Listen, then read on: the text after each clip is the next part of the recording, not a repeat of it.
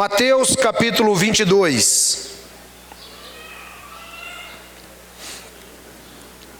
Jesus lhes falou novamente por parábolas, dizendo: o reino dos céus é como um rei que preparou um banquete de casamento para seu filho. Enviou seus servos aos que tinham sido convidados para o banquete, dizendo-lhe que viessem, mas eles não quiseram vir. De novo, enviou outros servos e disse: digam aos que foram convidados que preparei o meu banquete. Meus bois e meus novilhos gordos foram abatidos, e tudo está preparado. Venham para o banquete de casamento. Mas eles não lhes deram atenção e saíram, um para o seu campo, outro para os seus negócios.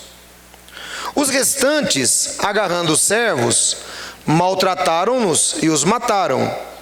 E o rei ficou irado, e enviando o seu exército, destruiu aqueles assassinos e queimou a cidade deles. Então disse a seus servos: o banquete de casamento está pronto, mas os meus convidados não eram dignos. Vão às esquinas e convidem para o banquete todos os que vocês encontrarem. Então os servos saíram para as ruas e reuniram todas as pessoas que puderam encontrar, gente boa e gente má. E a sala do banquete de casamento ficou cheia de convidados. Mas quando o rei entrou para ver os convidados, notou ali um homem que não estava usando veste nupcial. Ele perguntou: amigo, como você entrou aqui sem veste nupcial? O homem emudeceu. Então o rei disse aos que serviam: amarrem-lhe as mãos e os pés, e lancem-no para fora nas trevas. Ali haverá choro e ranger de dentes, pois muitos são chamados, mas poucos são escolhidos. Até aqui. Bom, hoje então nós vamos falar sobre essa parábola de Jesus. Muitos são chamados, mas poucos são escolhidos. Então vamos entender isso hoje, que é uma parábola muito interessante. Veja que Jesus, ele coloca uma situação onde existe uma festa de casamento e o filho dele envia convite para todos aqueles que eles encontravam como amigos. Mas você notou uma coisa interessante? Todos eles tinham uma desculpa. Todos eles tinham. O rei ficou muito chateado com aquilo. Então ele mandou um segundo convite. E todos eles continuaram a desculpar-se. Por fim, e aqui parece um paradoxo, é interessante, ele manda convidar todo mundo. Chama todo mundo que vocês encontrarem, sai pelas esquinas, andem pelos becos e digam assim: vem cá, o rei está dando uma festa de casamento. E eles fazem isso. Mas tinha um homem que não estava com roupa de casamento, e o rei manda ele ser lançado fora. Por que parece um paradoxo, irmãos? É isso que eu quero considerar com vocês hoje. Pense bem, vamos primeiro fazer a primeira aplicação da parábola, e depois nós vamos ver como ela fala conosco nos nossos dias, que para nós é a frase: muitos são chamados, mas poucos são escolhidos. O que acontece então? Primeiro, esse rei é o próprio Senhor Jeová. É ele quem convida a nação de Israel para as bodas do Cordeiro. É ele quem convida. Só que a nação de Israel simplesmente decide que para eles não é interessante aceitar Jesus Cristo. Então nós temos lá no livro de João, capítulo 1, versículo 12, onde ele diz assim: olha, veio para os que eram seus, mas os seus não o receberam. Mas a todos quanto nele creram, crer, deu-lhes o direito de serem chamados filhos de Deus. Ou seja, então Deus, Ele passa a chamar a nação de Israel não quer, Ele chama de novo, eles não querem, e Ele fala assim, então é o seguinte, então vamos chamar o pessoal lá de Hortolândia também, vamos chamar o pessoal dos Estados Unidos, vamos chamar o pessoal de São Paulo, vamos chamar o pessoal do mundo inteiro para a festa de casamento. Quem entendeu por que você conheceu Cristo? Porque Israel rejeitou a Cristo.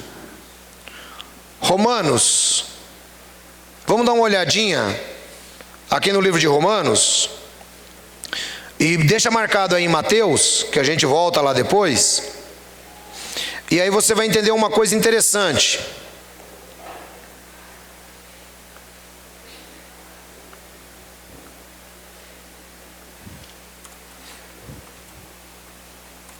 Vamos dar uma olhadinha aqui no livro de Romanos, o capítulo que nós consideraremos é o capítulo 9. Capítulo 9, versículo 25. Vamos dar uma olhadinha aqui.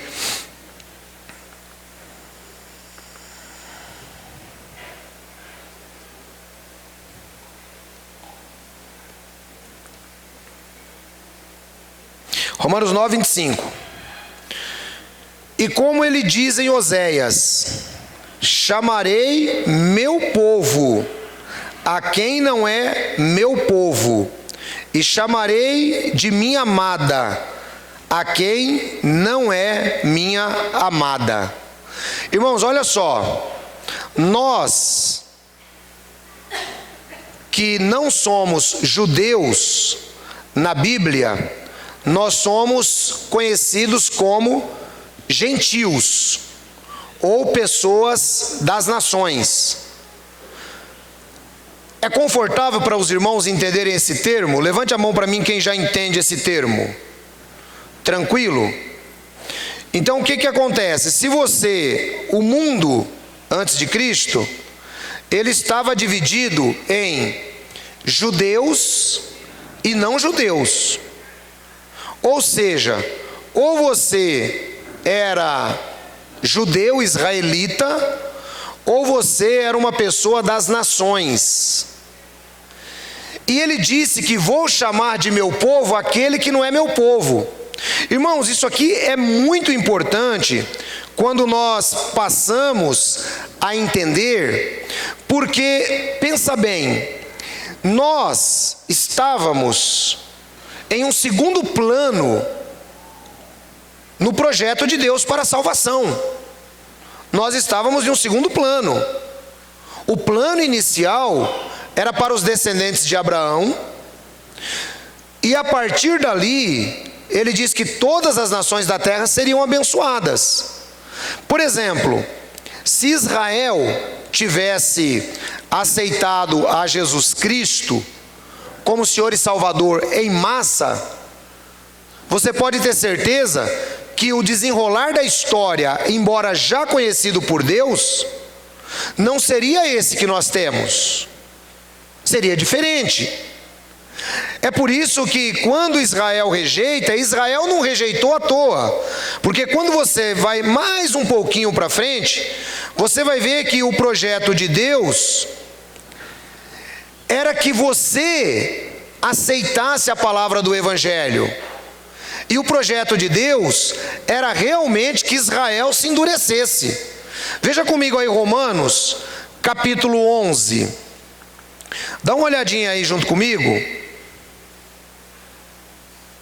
Agora, a partir do versículo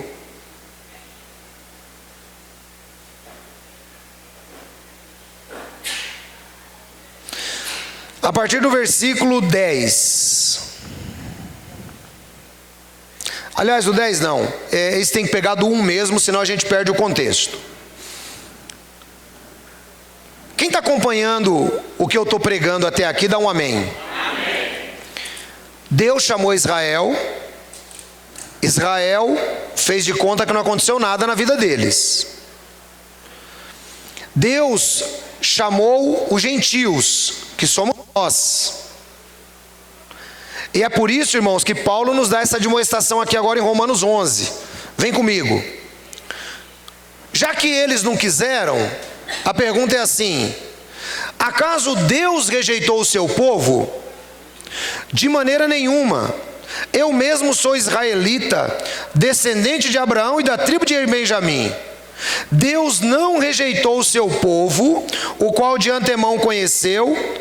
Ou vocês não sabem como Elias clamou a Deus contra Israel, conforme diz a Escritura? Senhor, mataram os teus profetas e derrubaram teus altares. Eu sou o único que sobrou e agora estão procurando matar-me. E qual foi a resposta divina? Reservei para mim 7.000 homens que não dobraram os joelhos diante de Baal. Assim também há um remanescente escolhido pela graça. Irmãos, presta atenção nisso aqui. Nós fomos chamados depois de uma primeira rejeição de Israel. Só que Israel não foi rejeitado totalmente como nação. Existe um restante que é chamado pela graça. Existe um restante que é chamado. Que dizer então? Aliás, o 6. E se é pela graça, já não é mais pelas obras. Se fosse, a graça já não seria graça. O que Paulo está mostrando aqui? Olha, tem um restante de Israel que vai vir para a festa. Vai vir para a festa. Só que eles não vão vir mais apenas porque são descendentes de Abraão. E eles não vão vir mais apenas porque guardaram parte da lei. E eles não vão vir mais porque se circuncidaram. Eles vão vir pela graça. Então veja, irmãos, a graça nivela todos os salvos. A graça nivela. 7. Que dizer então? Israel não conseguiu aquilo que tanto buscava, mas os eleitos o obtiveram. Os demais foram endurecidos. Israel não alcançou aquilo que eles almejavam. Sabe qual era o projeto de Deus para Israel? O projeto de Deus para Israel era fazer deles um reino de sacerdotes. A mesma promessa que Deus deu para nós era para Israel. Eles iriam se tornar reis e sacerdotes durante o período milenar aqui na terra. Era isso que Deus queria com eles. Eles rejeitaram, então Deus nos chamou. Mas Ele diz que aquilo que eles tanto buscavam, eles não conseguiram, mas os eleitos obtiveram. Esses eleitos, a princípio, são os eleitos dentro da nação de Israel, que é o que eu sempre prego, a eleição em Cristo Jesus.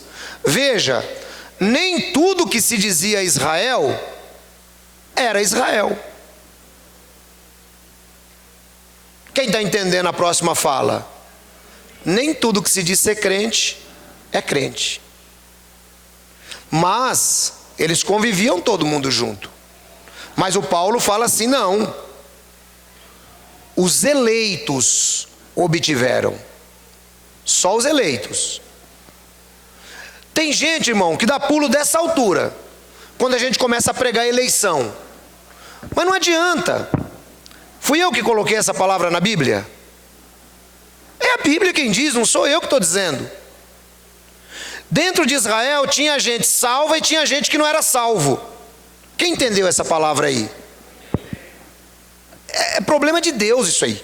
A gente não sabe como é que funciona. Eu tenho uma breve visão disto, e eu explico. Mas como é que Deus pensa mesmo? Só o Espírito Santo que sabe. Mas vamos lá. Diz que os eleitos ganharam e os demais foram endurecidos.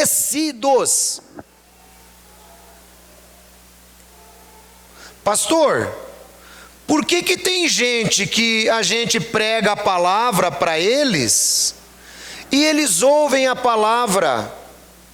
E por que tem gente que só falta a gente abrir a cabeça dele, colocar lá dentro e ele não ouve a palavra.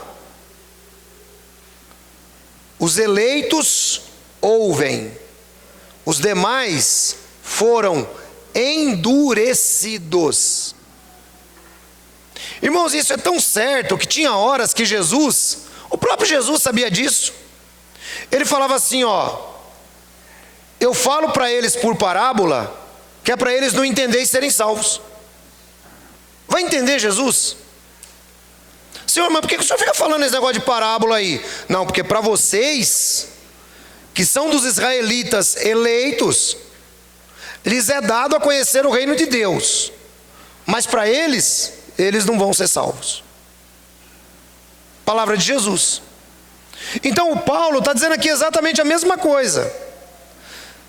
Tem israelita que agarrou a salvação, que era eleito, e tem israelita que não, foi endurecido. Versículo 8. Não tem jeito, né, varão? Você vê que eu entro por outro livro da Bíblia, mas volta para Romanos. Não tem jeito, né? Romanos mas a gente vai voltar lá já, na festa de casamento. Aqui é para vocês entenderem o fundo histórico. Como está escrito, Deus lhes deu um espírito de atordoamento, olhos para não ver e ouvidos para não ouvir até o dia de hoje. É forte essa palavra, irmão? É Deus quem deu. Deus deu um espírito de atordoamento para eles, e é o que Jesus dizia: tem olhos, mas não veem, tem ouvidos, mas não conseguem entender. E disse que isto acontece até o dia de hoje. É por isso que Israel... Obrigado, varão. Eu quero água também. Obrigado, Deus abençoe. É por isso que Israel, irmãos, até hoje, eu não sei se vocês sabem, Israel até hoje está esperando o Messias. Até hoje. Eu, quando estive em Israel em 2013, eu achei muito interessante que nos postes tinha a foto do Messias. Nos postes, nos muros, que era o Messias que eles estavam aguardando. Aliás, era um senhor, um rabino, que morava nos Estados Unidos. E eles estavam lá aguardando, com fotografias, tal, que aquele era o Messias. Aí, ele morreu. Não deu. Agora estão aguardando o outro. E assim vai. Ou seja, eles estão com o coração endurecidos até o dia de hoje. Versículo 9. E Davi diz... Obrigado. E Davi diz que a mesa deles se transforme em laço e armadilha, pedra de tropeço e retribuição para eles.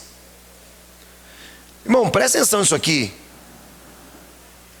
É Deus falando acerca do próprio povo dele. É Deus falando sobre o próprio povo dele, que ia ter judeus, que a mesa deles ia se transformar em laço e armadilha para eles, que é o que aconteceu. Escureçam-se os seus olhos para que não consigam ver, e suas costas fiquem encurvadas para sempre.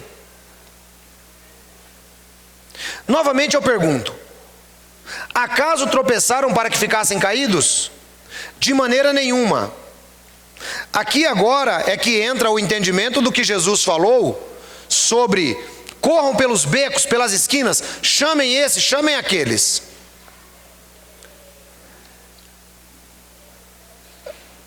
Deus ensurdeceu Israel, Deus cegou Israel. Sim ou não? É o que a Bíblia está dizendo. Soberania de Deus, irmãos, que eu sempre tenho pregado. Soberania de Deus. Se a gente pegar Romanos 9 a 11, é mais interessante ainda. Soberania de Deus. Só que tem uma coisa, Veja só, que eu quero que você entenda onde você entra nesse projeto de Deus. E onde está o amor de Deus, e onde está o seu convite na festa de casamento, e por que aquele homem estava sem roupa e foi expulso. Veja que nós tratamos aqui de 3 grupos de pessoas: Israel, os eleitos em Israel, os gentios e os eleitos entre os gentios. É isso que a gente precisa entender. Novamente eu pergunto: acaso tropeçaram para que ficassem caídos? Quem é que fez Israel tropeçar, irmãos? Levanta a mão aí para mim quem entendeu. Não precisa responder não, levanta a mão aí quem entendeu. Quem fez Israel tropeçar? Levanta a mão. Quem entendeu? Não, levanta a mão, irmãos. Foi Deus. Fala comigo, foi Deus. Você nunca mais vai esquecer a partir de hoje. Quem é que fez Israel tropeçar, irmãos? Foi Deus. Deus é soberano. Agora, por que Deus faz Israel tropeçar? Deus tem um objetivo nesse negócio. E você sabe qual que é o objetivo? Eu vou lhe explicar, mas você pode repetir comigo assim: foi por mim. Pode falar. Foi por você, irmão, que Deus fez Israel tropeçar. Foi por você que Deus fez Israel ficar surdo. Foi por você que Deus fez Israel ficar cego. Foi por mim. E você já vai entender isso. Acaso tropeçaram para que ficassem caídos? De maneira nenhuma. Ao contrário, por causa da transgressão deles, veio a salvação para os gentios, para provocar ciúme Israel. Dá uma salva de palmas para Jesus aí, irmão. Você está salvo porque Israel tropeçou. Você está salvo porque Deus fez Israel tropeçar. Se Israel não tropeçasse, irmãos, você não estaria aqui hoje. E Deus queria te salvar, porque Ele falou assim: em ti serão abençoadas todas as nações. E para ser abençoada tem que ser dentro do propósito soberano de Deus. Se não for dentro do propósito soberano de Deus, não vai. Porque veja só, irmãos, pensa junto comigo. Pensa junto comigo. Jesus era a pessoa mais carismática, mais bondosa que já andou nessa terra. Você acharia alguma dificuldade para ouvir as palavras de Jesus? Hoje nós lemos nos evangelhos e percebemos a pessoa de Jesus como era. Uma pessoa bondosa, uma pessoa que amava os outros, uma pessoa que amava os pecadores, uma pessoa que não tinha nenhum tipo de preconceito, uma pessoa que era do povo. É difícil amar uma pessoa como essa? Não. Mas a maioria de Israel não o aceitou, porque eles estavam cegos, estavam surdos. E é por causa da queda deles que veio a salvação para mim e para você. Irmão, é por isso que a gente tem que levar a sério esse negócio de salvação. Porque Deus, na sua sabedoria, Deus teve que traçar, irmãos, uma engenharia violenta para poder pegar todos os eleitos até o fim do mundo. Deus teve que traçar um projeto que nós não conseguiríamos entender ele nunca, porque é apenas pela graça. Ou seja, Abraão, em ti serão abençoadas todas as nações. Palavra de Deus. Já tinha a nação de Israel quando Deus falou para Abraão? Não tinha. Não tinha. A nação de Israel surge com Jacó, neto de Abraão. Qual a engenharia de Deus? Eu vou criar um povo, desse povo virá o Messias, que vai resgatar toda a humanidade. Dentro desse povo, eu sei que tem gente que está salvo, e sei também que tem gente que não está salvo, mas o Messias vai chegar, e quando ele chegar, eu vou trazer um povo que nunca foi reconhecido por eles, que eles tinham preconceito desse povo, mas que também se tornará tão povo quanto eles. Olha que coisa, irmãos. Chamarei de meu povo aquele que não é meu povo. Então, a transgressão deles veio para a nossa salvação. Ou seja, quando eles falaram assim para Deus, a gente não quer ir na festa de casamento não. A gente não quer ir não. Deixa esse negócio de festa de casamento. Deus fala de novo assim, vem cá, vamos para a festa de casamento. Deus faz isso através dos profetas. Ele envia profetas. Durante 4.000 anos de história que nós temos de Antigo Testamento, Deus sempre utilizou profetas. E depois da nação programada, feita, legislada por Deus, aí Deus envia profetas regularmente para ir arrumando o caminho do povo, para ir arrumando, para o Messias chegar. Só que Deus sabia que dentro desse povo todo, apenas alguns tinham sido escolhidos. Parece crueldade da parte de Deus?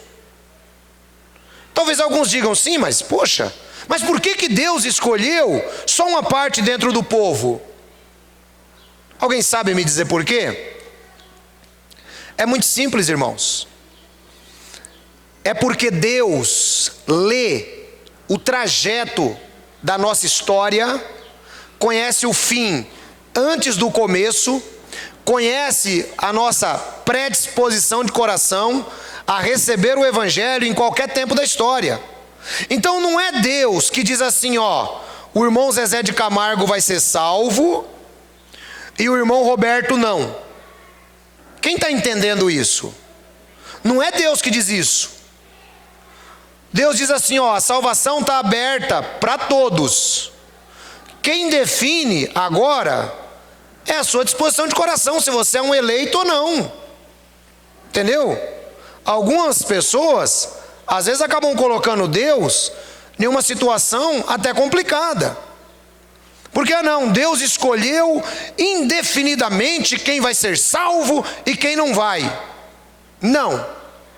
Deus escolheu na sua presciência, na sua visão. Quem está entendendo o que eu estou falando? Amém? Então Deus escolheu na sua visão aqueles que serão salvos. Porque senão Deus seria muito mal. Como é que Deus poderia? Eu salvo o Roberto, mas não salvo o Carlinhos. Eu salvo a Miriam, mas não salvo a Gabi. Não. Então é o seguinte, eu salvo. Você vem se você quiser. Quem entendeu essa fala? Eu estou convidando para a festa de casamento. Vocês vêm se vocês quiserem. Eu estou convidando. E aí ele diz assim, olha, que 12. Mas se a transgressão deles significa riqueza para o mundo, e seu fracasso, riqueza para os gentios, quanto mais significará sua plenitude. Irmãos, olha que coisa interessante. Deus faz Israel fracassar, Deus faz Israel cair, porque existiam pessoas eleitas desde a fundação do mundo entre os gentios, e é por isso que a promessa a Abraão é dada: por meio de ti todas as nações da terra serão abençoadas. Ou seja, o projeto de Deus era macro, mas na cabeça dos judeus era micro. É só nós, acabou. Somos só nós os eleitos e o resto do mundo são os cães. Porque era assim que Israel tratava os gentios. O resto do mundo são os cães.